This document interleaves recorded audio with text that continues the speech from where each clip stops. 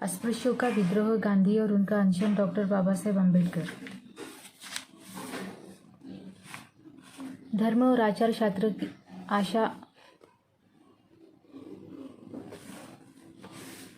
अस्पृश्यों का विद्रोह, गांधी और उनका अनशन, डॉक्टर बाबा साहेब अम्बेडकर। धर्म और आचार शास्त्र के क्षेत्र में हिंदुओं ने सर्वाधिक प्रयास किए हैं। उनका जो योगदान है उसमें वे सबसे अधिक विकसित है। इसमें संदेह नहीं कि वे मनुष्य के लिए अति आवश्यक हैं। उसका सीधा सा कारण ये है कि वे मनुष्य के मन में विचार और कर्म के बीज बोते हैं। वे ही जीवन के प्रति मनुष्य के दृष्टिकोण को तराशते हैं। वे ही अपने साथी के प्रति मनुष्य के दृष्टिकोण को संवारते हैं। वे उसके आचरण एवं चरित्र को ढालने वाले सिद्धांत तय करते हैं।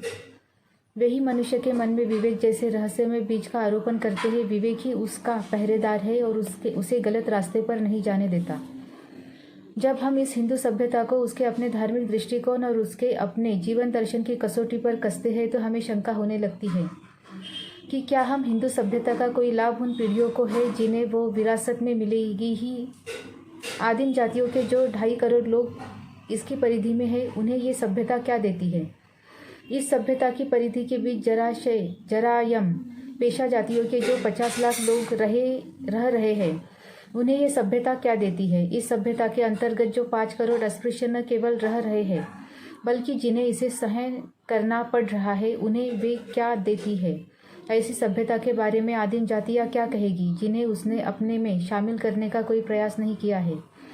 ऐसी सभ्यता के बारे में जरायम पेशा जातियाँ क्या कहेगी जिन्हें खदेड़कर उसने विवश कर दिया है कि वे अपनी रोजी रोटी कमाने के लिए जुर्म को अपना धंधा बना ले। यदि वे कहे कि ये सभ्यता नहीं अपितु सभ्यता के नाम पर कलंक है, तो क्या ये अनुचित होगा।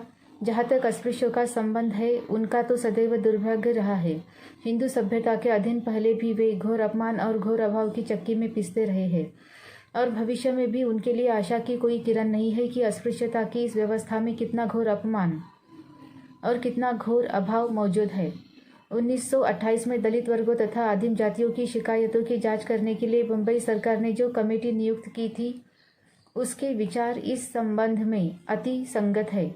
उसमें कहा गया है, ये कोई विचित्र बात नहीं कि अस्वच्छ व्यक्ति या वस्तु घृणा पैदा करती है क्योंकि ये प्रदूषण का आधार है, लेकिन जिस रीति से ये भावना अस्पृश्यों पर लागू की जाती है उसकी अतार्किकता खेदजनक है।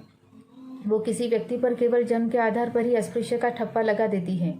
जो व्यक्ति अस्पृश्य के यहाँ पैदा हुआ है वो अस्पृश्य ही रहता है, भले ही वो निजी सफाई के मामले में तथाकथित अस्पृश्य से कितना भी स्वच्छ क्यों न हो। उसके सामने अपनी इस स्थिति से बच निकलने का कोई रास्ता नहीं होता। इस सबसे अचरज की बात तो ये है कि रूढ़िवादी हिंदू इस बात के बावजूद भी उसकी व मुसलमानों, पारसियों और ईसाइयों की धार्मिक धारणाओं, जीवन शैली तथा जीवन दृष्टि में अंतर होते हैं। उन्हें स्पृश्य मानता है, इस कारण अस्पृश्यों की स्थिति और खराब हो गई। रूढ़िवादी हिंदुओं की इस अनुचित भेदभाव के कारण कुछ मामलों में, खासकर गाँव में, रूढ़िवादी हिंदुओं के प्रभाव में आकर मुसलमान, पारसी और ईसाई भी अस्पृश्य के प्रति अस्पृश्यता का व्यवहार करते हैं, जबकि उनके धर्म तो इसके विपरीत शिक्षा देते हैं। हमें सबसे अधिक चिंता इस बात की है कि अस्पृश्यता में अलगाव और हीन भावना जैसी बुराइयां तो है ही, पर साथ ही उससे कुछ खास बुराइयां भी जुड़ी हुई है। तर्क की दृष्टि से देखा जाए तो रूढ़िवादी हिंदू समाज में अस्पृश्यता के कारण अस्पृश्य सरकारी स्कूल में दाखिला नहीं पा सकेगा। भले ही स्कूल का खर्च सरकार उठाती हो, उसके कारण वो सरकारी सेवाओं में नियुक्त नहीं हो सकेगा। भले ही वो उनके लिए योग्यता रखता हो, वो केवल उन्हीं सेवाओं को कर सकेगा जो रूढ़ि के अनुसार उसके लिए नियत की गई है। उसके कारण वो उन सार्वजनिक स्थानों से भी पानी नहीं ले सकेगा जिनका रखरखाव सरकारी खर्चे से होता है। इस दृष्टि से देखा जाए तो अस्पृश्यता केवल सामाजिक समस्या नहीं है, ये एक सबसे महत्वपूर्ण राजनीतिक समस्या है और इसका सरोकार राज्य के नागरिक के अधिकारों के बुनियादी सवाल से हैं। यहाँ तो सिर्फ अस्पृश्यों की कठिनाइयाँ गिनाई गई हैं, लेकिन ये अस्पृश्य ही तो अपमान की जिंदगी नहीं बसर करते हैं। कुछ अन्य वर्ग भी हैं और उनकी स्थिति और भी खराब है। अस्पृश्य उन्हें कहा जाता है जो केवल शारीरिक स्पर्श से भ्रष्ट करते हैं, लेकिन ऐसे लोग भी हैं जो तब भ्रष्ट करते हैं जब वे निश्चित पूरी दूरी पर न रहकर पास आ जाते हैं। इन्हें सामीप्य वर्जित कहा जाता है। उनसे भी खराब स्थिति में वे लोग हैं जिनको देखने मात्र से भ्रष्ट होने का पाप लग जाता है। ये दृष्टि वर्जित कहलाते हैं। नयाड़ी और सामीप्य वर्जित होने की श्रेणी में आते हैं। उनके बारे में कहा जाता है कि वे कुकर भक्षी होते हैं और हिंदुओं में सबसे अधम जाति के हैं। भीख मांगने में वे सबसे ज़्यादा हठी लोग हैं।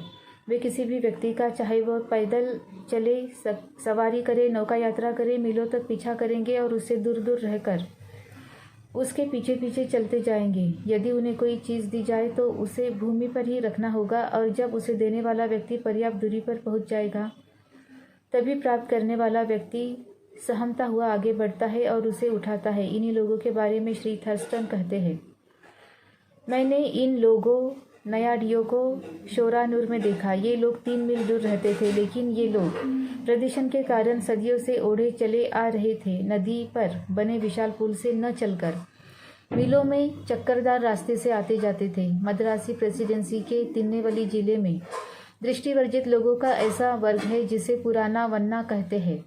उनके बारे में कहा जाता है कि दिन में उन्हें बाहर आने की अनुमति नहीं, क्योंकि उन पर दृष्टि पड़ने से ही आदमी भ्रष्ट हो जाता है। ये अभागे लोग निशाचरों जैसा जीवन जीने के लिए विवश है। वे अंधेरे में अपनी मान से बाहर निकलते हैं और पाँव फटने के पूर्व ही लकड़बग्घे बिज्जू की भांति अपने अपने घरों की ओर लौट पड़ते हैं। सामीप्य वर्जितों तथा दृष्टि वर्जितों की क्या कठिनाइयाँ होगी। वे अपना जीवन कैसे काटते होंगे। यदि उनका दर्शन या उनका सामीप्य भी सहन नहीं किया जाता तो वे क्या रोजगार कभी पा सकते हैं। भीख मांगने के, कुत्ते का मांस खाने के अलावा वे कर भी क्या सकते हैं। निश्चय ही कोई भी सभ्यता इससे अधिक क्रूर नहीं हो सकती। वास्तव में ये महान दया है कि सामीप्य वर्जितों तथा दृष्टि वर्जितों की संख्या बहुत कम है। पर क्या ये 5 करोड़ अस्पृश्य किसी भी सभ्यता के अधिकारी नहीं है। अस्पृश्य लोग अपनी दुर्दशा से बच नहीं सकते, क्योंकि वे स्पृश्य की भांति घूम फिर नहीं सकते। निश्चय ही जिस गांव में वे रहते हैं वहाँ वे लोग उन्हें जानते पहचानते हैं और जब तक वे वहाँ रहते हैं वे जाली रूप धारण नहीं कर सकते हैं। यदि वे गांव छोड़कर शहर में आ जाते हैं तो हो सकता है कि वे स्पृश्य की भांति वहाँ घूम फिर सके, लेकिन वे जानते हैं कि यदि उनके बारे में पता चल गया तो उनकी कैसी दुर्गति होगी।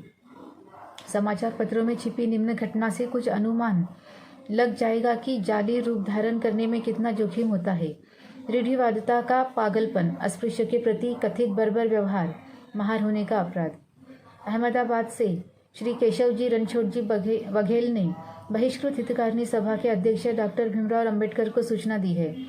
बापूराव लक्ष्मण और उनके भाई कौराव पिछले 6 सालों से अहमदाबाद में रह रहे हैं। वे मराठा जाति के दक्कन से आए हुए लोगों के साथ उठते बैठते थे। दामू और लक्ष्मण नामक कौराव के 2 बेटे मराठों की भजन मंडलियों में हिस्सा लिया करते थे, लेकिन हाल में मराठों को पता चला कि दामू और लक्ष्मण नामक दोनों भाई महार जाति के हैं और इस बारे में निश्चय करने के लिए सूरत और अहमदाबाद के बीच चलने वाली पार्सल ट्रेन में काम करने वाले 2 महारों को दामू और लक्ष्मण को पहचानने के लिए खास तौर पर बुलाया गया। ये निश्चय कर लेने के बाद भी दामू और लक्ष्मण महार है, उन्हें इसी मास की 11 तारीख की आधी रात को कालूपुर भंडारी पोल में भजन मंडली के लिए बुलाया गया।